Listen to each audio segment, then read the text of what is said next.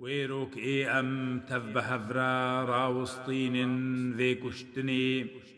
هاشتي بقو فندو ديلان لقل زارا خب هجيني جاكوي جهي خقو هيزن سرفان ملا كفن خواري دفي تفن قو قليشان مروفاهي ويچريني باي آرامي ديسا وبباري الشار آليان توزو قري جارو جيرش سرو كيجي نيفريني كونكي هات يهونتن دهي صالاش طارستاني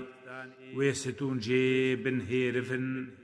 كفن بختي فبريني طاكي روجي ويونداكن شفاطاري جا أزمانا وەک طەیرەکی بەر بژۆرچێ